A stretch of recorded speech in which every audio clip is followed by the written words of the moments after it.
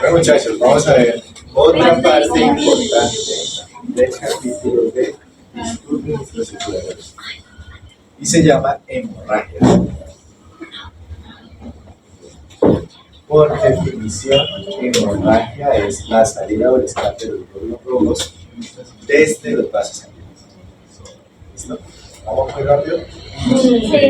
Entonces vamos bien. Es el escape de sangre del sistema cardiovascular. Esa hemorragia puede ser externa o puede ser interna.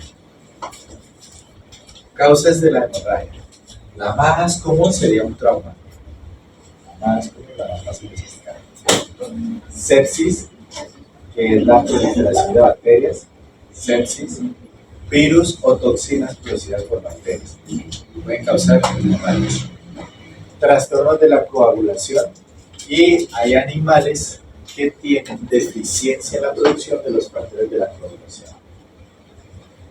Todo el tiempo, en diferentes partes del cuerpo, tienen que estarse formando y destruyendo coágulos para regular el flujo sanguíneo dentro del sistema cardiovascular.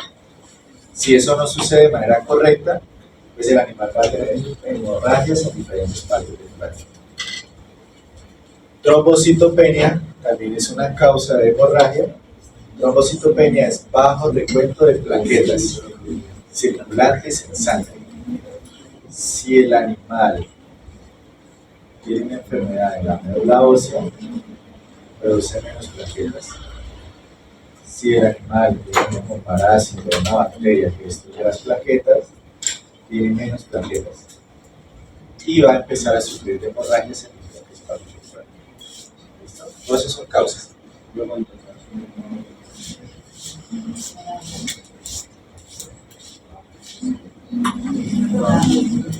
Ese morado es un trauma que rompió los capilares y se salieron los vasos sanguíneos. Los glóbulos rojos. Se salieron los glóbulos rojos. Sí. Los glóbulos rojos por fuera de los vasos sanguíneos se mueren. Si el glóbulo rojo se muere, se rompe. Se libera la hemoglobina. Y la hemoglobina empieza a descomponerse. Por eso el morado al principio es rojo, morado, verde, azul y negro. Eso es por la descomposición de la hemoglobina a lo largo del tiempo. Y es lo que se demoran los macrófagos en retirar glóbulos rojos muertos y hierro del cuerpo. Hay personas, por ejemplo, que le parece moral.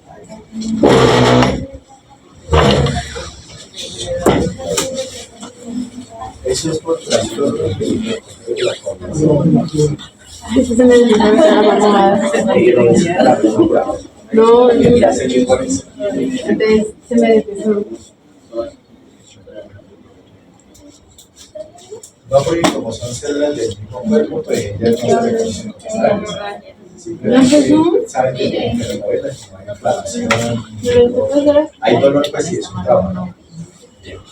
Entonces, aquí un ejemplo de una hemorragia extensa en el miembro pelviano de un animal que se intoxicó por comerse un rodenticida o un veneno para ratones. Entonces, el perrito de la casa que encontró el veneno de los ratones se lo comió. ¿Listo? Los rodenticidas están hechos con anticoagulantes. Cuando el ratón se come el anticoagulante, casi siempre es warfarina, pues empieza a sufrir de hemorragias en diferentes partes del cuerpo y se muere. Lo mismo le pasa al perrito, cuando encuentra y se come el veneno.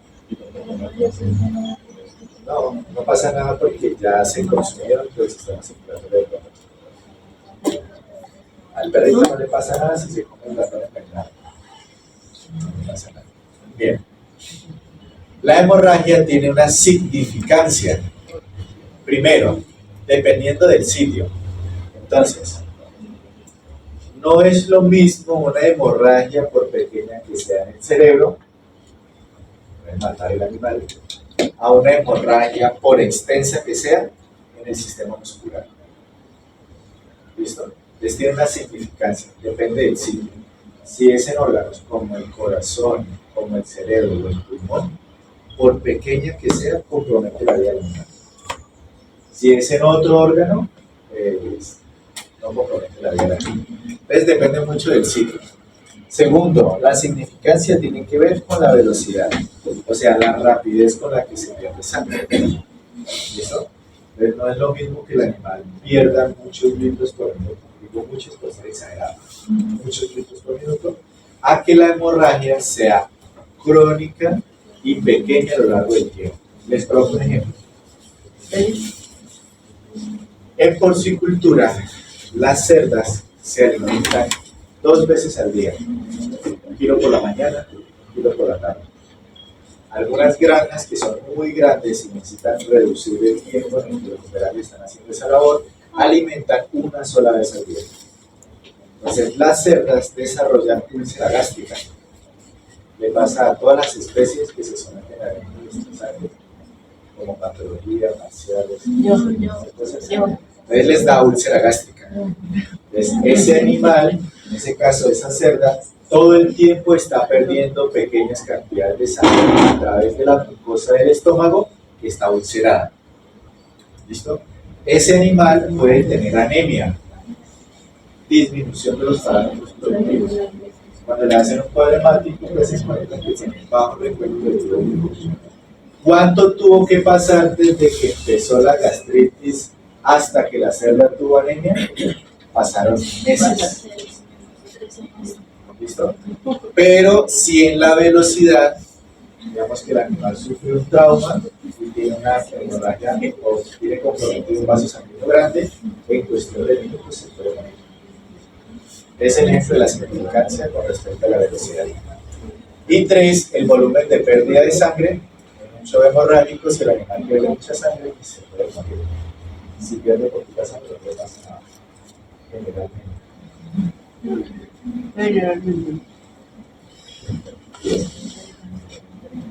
Tenemos hemorragia, por ejemplo, estamos hablando de la significancia, ¿no?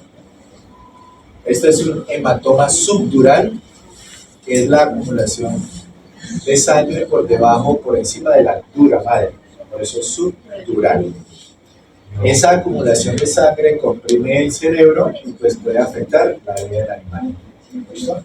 Eso pasaría en una contusión fuerte de la cabeza, que terminaría con una hemorragia en la dona madre. Eso puede comprometer la vida del animal.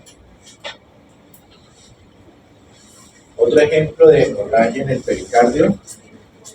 Aquí hay taponamiento cardíaco, falla cardíaca debido a la masiva acumulación de líquido del saco pericárdico, comprime el atrio y los ventrículos y evita que el corazón se pueda llenar del corazón. ¿Listo? Eso, muchachos, se llama hemopericardio. Entonces, aquí está el pericardio, que es una capa, una tela de tejido conectivo que envuelve el corazón. Aquí está el corazón y este sería el espacio epicardial. Entonces, si sucede una hemorragia y se llena de sangre el espacio pericardial del pericardio, entonces el corazón se comprime y no puede hacer sístole y diástole. Y el animal se muere. ¿Listo? Eso con respecto a la significancia. Bien. Ahora, la hemorragia se puede presentar de 2 formas. Primero, por rexis. Y rexis quiere decir ruptura. La hemorragia se puede presentar por ruptura del vaso sanguíneo. Eso es rexis. Hemorragia por ruptura de los vasos sanguíneos sobre el corazón, flujo moderado de sangre fuera del sistema cardiovascular. Entonces ahí está el dibujito, están las células endoteliales, y se rompe el vaso sanguíneo y se salen los glóbulos rojos. Esa es una de las formas en las que se presenta la hemorragia. La segunda forma en la que se puede presentar la hemorragia se llama por diapéresis. En este caso, muchachos, los vasos sanguíneos permanecen intactos, es decir, no se rompen.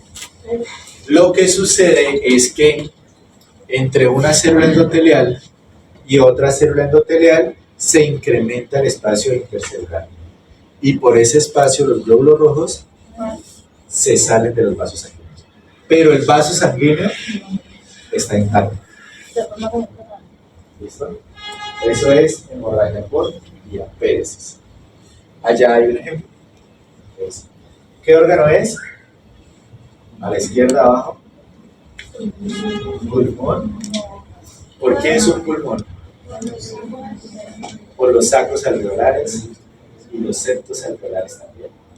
Bien, excelente. Y ustedes pueden ver que hay glóbulos rojos que están por fuera de los vasos sanguíneos. Yo veo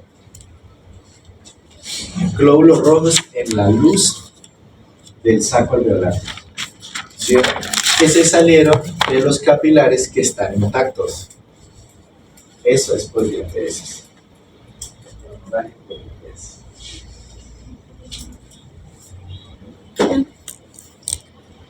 Bien, vamos a ver diferentes tipos de hemorragias. Esto, por ejemplo, se llama diátesis. Diátesis hemorrágica. Hay un aumento de la tendencia a hemorragias, generalmente a partir de heridas insignificantes. Está causada por una amplia variedad de trastornos clínicos, como por ejemplo, trastornos de las plaquetas, que quiere decir que no funcionan bien las plaquetas del animal, o deficiencia en los factores de la coagulación. Entonces el animal va a empezar a tener hemorragias extensas en diferentes.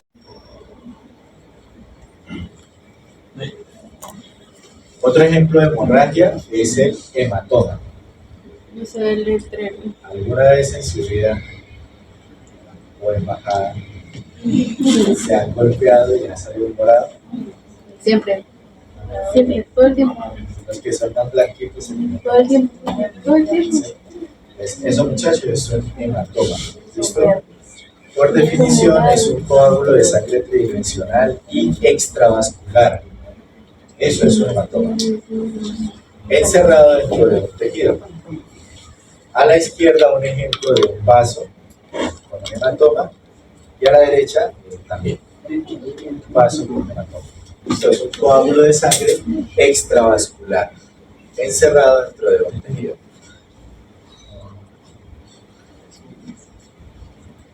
Ustedes pueden encontrar en su práctica profesional hemotórax, que es la acumulación de sangre en la cavidad pleural.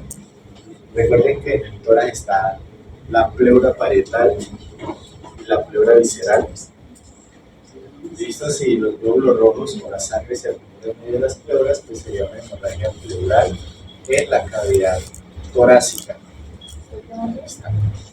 Eso es hemotórax. Si la sangre se acumula en la cavidad abdominal, pues sería un hemoperitoneo, que es sangre dentro de la cavidad peritoneal.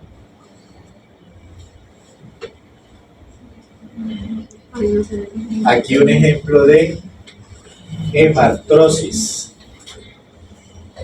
Hemartrosis es la acumulación de sangre en las articulaciones.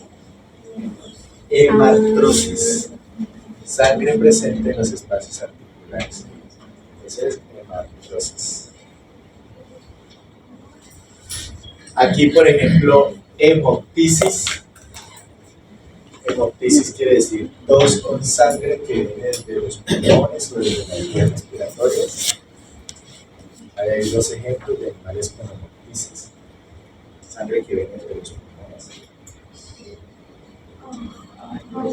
Pobre rato. Esto es un ejemplo de epístasis. Visto que es salida por las fosas nasales. Esa sangre puede ser unilateral, es decir, que sale por un solo lado, puede ser bilateral, dependiendo de dónde venga esa sangre. Entonces, si la epístasis es unilateral, quiere decir que el daño está dentro de la cavidad nasal. Por ejemplo, hongos. Por ejemplo, un pólipo que crece después de la infección con papilomavirus, y sale solamente por una fosa nasal. ¿Listo? Si sale por ambas fosas nasales, quiere decir que la sangre viene de más atrás, viene de los pulmones, viene de la tráquea o viene de la faringe. Esa sangre sale por ambas fosas nasales. Bien. ¿Cómo más se puede presentar las hemorragias? En forma de petequias. Las petequias son hemorragias entre 1 y 2 milímetros, especialmente en la piel, las mucosas y las serosas. Esos son petequias. Si tiene entre 1 y 2 milímetros, es petequia. Luego viene púrpura. La púrpura son hemorragias entre 3 milímetros hasta 1 centímetro. Eso es púrpura. A menudo dispersas en la superficie del cuerpo, la piel, las mucosas, enfermedades que causan petequias con inflamación y edema vascular. Abajo está la regla de referencia y ahí pueden comparar. Equimosis. La equimosis son hemorragias de más de 1 centímetro hasta 2 centímetros. Hemorragias mayores que las petequias a menudo son manchas irregulares. Entonces aquí tenemos un corazón con equimosis. Hemorragia con la equimosis. Hemorragias agonales. Las hemorragias agonales hacen referencia a petequias y equimosis asociadas con la agonía antes de la muerte. Eso pues ustedes lo pueden encontrar en la necropsia. ¿Listo? Petequias y equimosis asociadas con la agonía antes de la muerte de la muerte. Hemorragia subfusiva. Son áreas de hemorragia más grandes que la equimosis y son contiguas. Entonces miren que ahí en la superficie del estómago pues se ve que la hemorragia es extensa. Eso sería una hemorragia subfusiva. Entonces usted le pone la regla y dice petequia, equimosis. Bueno. Así de fácil la patología. Esto es, por ejemplo, hemorragia en brocha. Y se llama en brocha porque es como si un pinto lo hubiera pasado a veces. Así se llama, así está descrita. Entonces fíjense que se ven líneas rojas, en este caso de arriba hacia abajo, como si hubiera pasado una brocha. Así se llama y así está descrita. Hemorragia en brocha. Bien. ¿En qué termina la hemorragia? Depende primero de la cantidad. Depende primero de la cantidad. Sí, sí, exacto. Lo vemos con la significancia, ¿no? Bien. Pequeñas cantidades pueden ser reabsorbidas. Las áreas más grandes requieren rompimiento y remoción de los glóbulos rojos. Entonces ahí está el ejemplo de los morados, ¿cierto? En la resolución de la hemorragia, entonces primero se libera la hemoglobina que está dentro de los glóbulos rojos, eso le va a dar un color rojo o azul. Esa hemoglobina se descompone en bilirrubina, eso es lo que le da el color azul o verde, y luego esa bilirrubina se convierte o se descompone en hemosiderina, que termina dándole el color amarillo o marrón. Es donde ya está desapareciendo. Sí. Ay, no,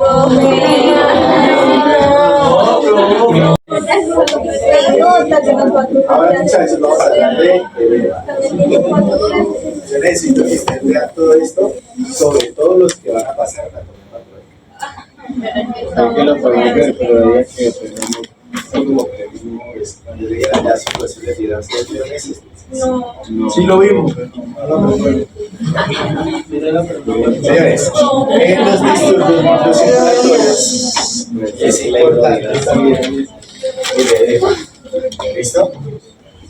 Por definición, el edema es la acumulación normal de líquido en los espacios intersticiales del tejido y en las cavidades corporales. El edema es la acumulación de agua en la matriz extracelular. Ya. Entonces, así. ¿Ya? El fluido está fuera tanto del compartimiento del líquido vascular, o sea, de los vasos sanguíneos, como del compartimiento del líquido celular. Es decir, que el agua se acumula en el intersticio. Eso es edema. Desde el punto de vista macro, el edema pues tiene una apariencia húmeda, gelatinosa, el órgano va a ser más pesado, los órganos se van a ver hinchados, el líquido puede salir de las superficies al momento del corte y puede ser de color amarillo. Noten ustedes este pulmón que se ve más grande. Esto no está colapsado, sino que se considera inflado. Eso se debe a la acumulación de agua en el intersticio. Y la flecha está señalando espuma blanca que sale a través del árbol bronquial. Es el agrandamiento de los septos interlobulillares. Entonces, normalmente estos septos, Alexandra, deberían no verse o ser muy chiquis, así como esta linecita acá. Pero como está lleno de agua, entonces se hacen visibles. ¿Listo? Y la espuma blanca, pues es el aumento de la cantidad de agua en el saco alveolar cuando el agua se mezcla con la dipartitilecitina o sustancia surfactante. ¿Se acuerdan de eso? Claro. ¿Para qué sirve la dipartitilecitina? Para romper la tensión superficial del agua. Bueno, la apariencia histológica del edema, muchachos, ustedes la van a poder ver de dos formas. El edema se puede ver translúcido, porque el agua no se pinta en la superficie. ¿Listo? Entonces esto es un pulmón y ustedes pueden ver los espacios translúcidos, pero los sacos alveolares están más grandes de lo que deberían estar. Esto estaba lleno de agua. ¿Listo? O el edema se puede ver de color eosinófilo. Este es otro pulmón. ¿Listo? Y es de color eosinófilo porque es un edema de tipo inflamatorio rico en proteínas. Un edema rico en proteínas, las proteínas se tienen de color eosinófilo. Un edema que no tiene proteínas y es completamente translúcido. De esa forma podemos ver microscópicamente. A la izquierda, la mucosa de un intestino, perdón, de un estómago. Ustedes pueden ver que en la submucosa, pues primero hay un agrandamiento y se ven dos más translúcida. Acá arriba está la mucosa. Después sigue la submucosa que viene hasta la muscular, circular interna y la muscular externa. Toda esta submucosa que está expandida se debe a que en este órgano se acumuló una gran cantidad de agua. ¿Listo? Entonces se ve expandida y además de verse expandida, se ve translúcida debido a la gran acumulación de agua. Y eso es edema. ¿Ah? No, chilichi. Se va a faltar de 50 más. ¿Cómo se puede presentar el edema? Primero, por presión hidrostática incrementada. Si hay gran cantidad de agua en el vaso sanguíneo, pues el agua siempre tiende a salirse. Si se sale, se forma una materia extracelular y se convierte en edema por aumento de la presión hidrostática. Se puede presentar también por disminución de la presión osmótica coloidal del plasma. Entonces recuerden, dentro de los vasos sanguíneos hay proteínas de alto peso molecular y esas proteínas todo el tiempo están ejerciendo una fuerza de atracción sobre el agua para mantenerla dentro del vaso sanguíneo. Esa presión que ejercen las proteínas para conservar el agua dentro del vaso sanguíneo se conoce como presión oncótica o presión coloidosmótica. Luego está la presión hidrostática, que es la presión que ejerce el agua para salirse de los vasos sanguíneos. La presión oncótica y la presión hidrostática deben siempre ser iguales para que el agua se mantenga dentro de los vasos sanguíneos. Si el animal, por ejemplo, tiene hipoproteinemia, o sea, tiene bajas las proteínas que circulan en la sangre, la presión oncótica es menor. La hidrostática es mayor y el agua se sale de los vasos sanguíneos. se acumula en el intersticio y se convierte en el. Esto ya sería hemorragia. Si se rompe el vaso sanguíneo, es hemorragia. El agua sale por en medio de las células endoteliales. ¿Listo? Pero el vaso sanguíneo permanece intacto. ¿Cómo más se puede presentar un edema? Vimos aumento de la presión hidrostática, disminución de la presión coloidosmótica y ahora obstrucción de los vasos linfáticos. Los vasos linfáticos es como el sistema de drenaje que mantiene en equilibrio la cantidad de agua que hay en el tejido. Si hay mucha agua en el tejido, los vasos linfáticos se amplían y sacan agua. Si hay poquita agua en el tejido, los vasos linfáticos se cierran y no sacan agua. ¿Listo? Si ese crecimiento neoplásico, como por ejemplo un tumor, puede comprimir los vasos sanguíneos y por lo tanto no se va a drenar el agua que está en el intersticio. Se acumula porque no se puede regular y se convierte en edema por compresión de los vasos linfáticos. El agua se acumula y no puede salir. ¿Listo? Bien. El edema tiene unas características y puede ser un transudado que es bajo en proteínas, bajo en gravedad específica y tiene pocas células inflamatorias. Eso es un transudado. ¿Listo? El transudado se puede presentar por permeabilidad vascular incrementada con daño endotelial, eso lo vemos en el tipo de inflamación. Se dañan las células endoteliales y se sale el agua de los vasos sanguíneos. Es más fácilmente. Y aquí un edema de tipo inflamatorio. Entonces, noten ustedes que hay un cambio en la coloración en la superficie del pulmón. ¿Listo? Como ese edema es mayor esa acumulación de agua en el intersticio. Si el órgano tiene más agua en el intersticio, yo lo veo más brillante, más húmedo y más pesado. Y los bordes son redondeados, porque tiene más agua, porque tiene edema. Aquí otro ejemplo de edema inflamatorio, pero este es rico en proteínas. Entonces aquí tenemos el pulmón, este es el pulmón, y noten ustedes que aquí sobre el corazón hay un coágulo de color amarillo, y acá arriba también hay un coágulo de color amarillo. Ese coágulo de color amarillo corresponde a la deposición de fibrina.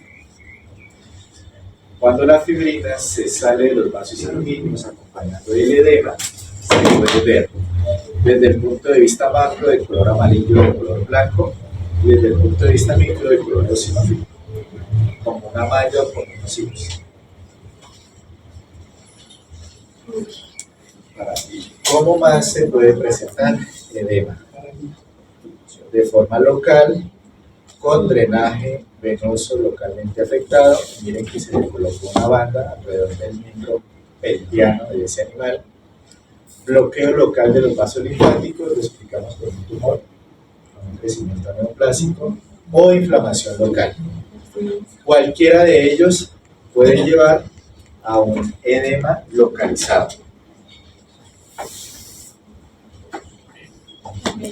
El edema también se puede presentar de forma generalizada. El edema generalizado se conoce como anasarca. Quiere decir que hay edema en diferentes partes del cuerpo. ¿Cómo se presenta? Uno, por incremento de la presión hidrostática y dos, por disminución de la presión coloidosmótica.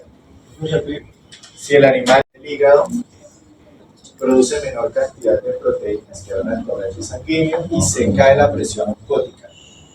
Y el agua se sale en diferentes partes del cuerpo. Eso es un edema generalizado. Si no aumenta la presión de los artistas, por ejemplo, los caballeros, cuando uno ve que los cabellos no van al pecho, ¿no? Porque ese... El aumento de la presión hidrostática es por mayor cantidad de agua dentro del componente cardiovascular. Pero si por eso se inflama el pecho de los animales en caballetas, ¿no? Pues eso es un edema, sí, pero no por el aumento de la presión hidrostática. ¿Entonces por qué sería? No, eso es más por disminución de la presión coloidosmótica. Sí, señor. Bien. Aquí otro ejemplo de edema generalizado. Noten ustedes que en el tejido subcutáneo hay acumulación de agua. Miren el tejido subcutáneo.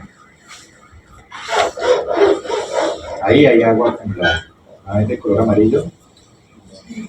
Aquí también hay agua en el tejido subcutáneo. Otro ejemplo de edema generalizado. Noten ustedes que en el tejido subcutáneo se acumula gran cantidad de agua. Esto que puede ser por aumento de la presión hidrostática o por disminución de la presión o lo otro.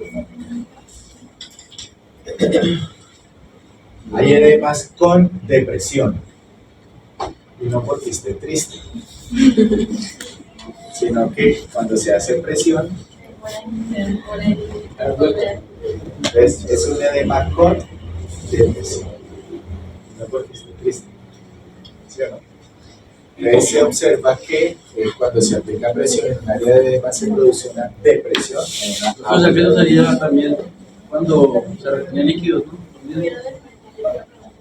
Una edema con depresión.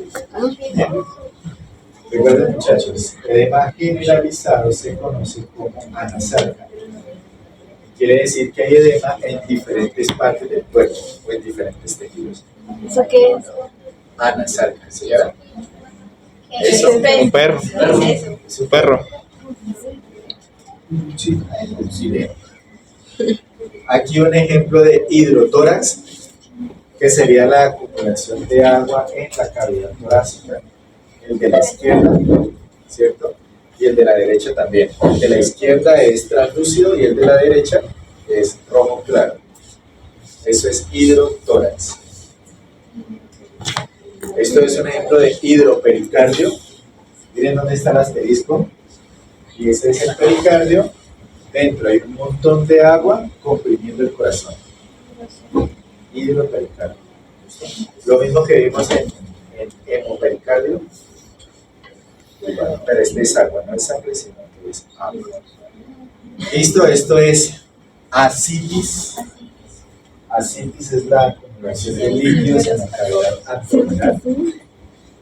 Entonces, noten ustedes la distensión de la cavidad abdominal y cuando se hace la necropsia, entonces se encuentra gran cantidad de agua dentro del abdomen. La significancia clínica del edema depende primero de la extensión, segundo de la localización y tercero de la duración.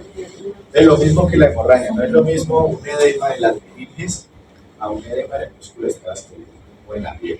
Esto no es lo mismo. En duración, extensión, localización y severidad. Hay órganos que son muy importantes para la vida del animal.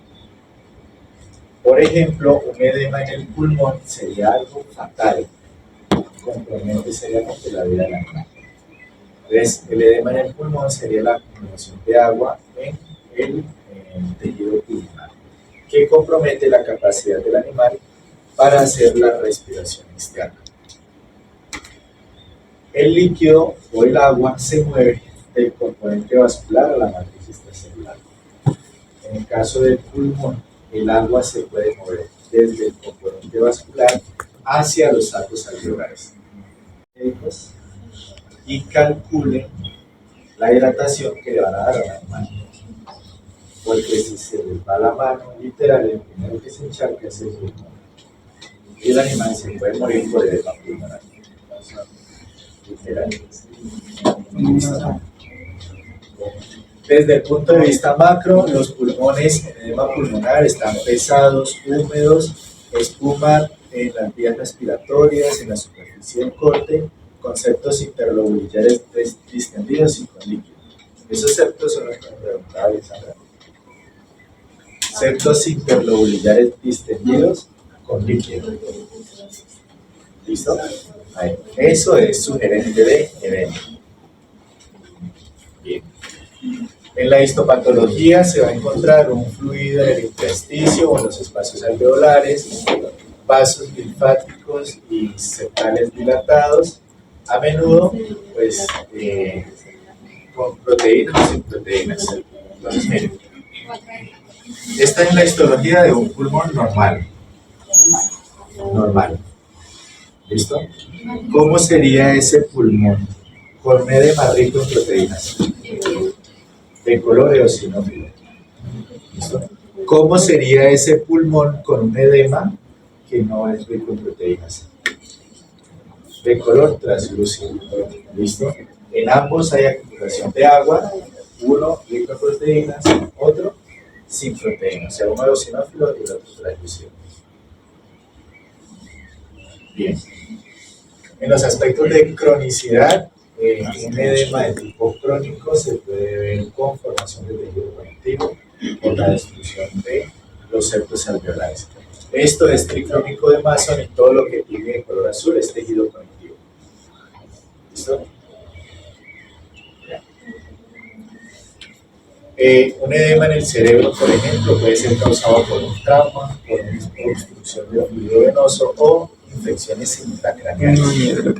Desde el punto de vista macro, el cerebro se ve más pesado de lo normal, con surcos que son más estrechos y circunvoluciones hinchadas y aplanadas, debido a la acumulación de agua en la matriz extracelular. Eso desde el punto de vista macro. Y desde el punto de vista micro, se observaría expansión del espacio de Virchow-Robbins. ¿Cuál es el espacio de Virchow-Robbins? Pues este es un vaso sanguíneo y alrededor de él hay un espacio. ¿Ve? Esto sería normal. Esto es un vaso sanguíneo y alrededor de él hay un espacio, se llama espacio de Virchow-Robbins. En el edema, en el cerebro, muchachos, ese espacio es mucho más grande. ¿Listo?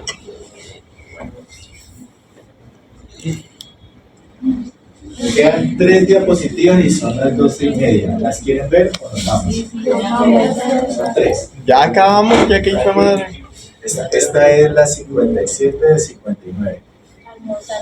Bueno. Ahora, deshidratación. ¿Listo? Que es lo último de disturbios microcirculatorios. Deshidratación. Por definición, deshidratación es deficiencia de agua por desequilibrio entre la absorción y la pérdida. Es decir, se pierde más agua de la que se está absorbiendo. Eso es deshidratación. Causas: diarrea incontrolable, vómito, insuficiencia renal, diabetes, golpe de calor, privación de agua, son causas que llevan a deshidratación. Un signo clínico común en los animales que están deshidratados es que el globo ocular está hundido. Si usted ve que el animal, eso es una evidencia fuerte de deshidratación. En los mecanismos hay disminución en la cantidad de agua corporal total, con déficit de agua compartida entre el plasma, las células y el intersticio, con perfusión renal reducida. Cuando es severa, como el chorro hipovolémico, el agua del plasma es atraída dentro del intersticio y de las células. Y aquí terminamos.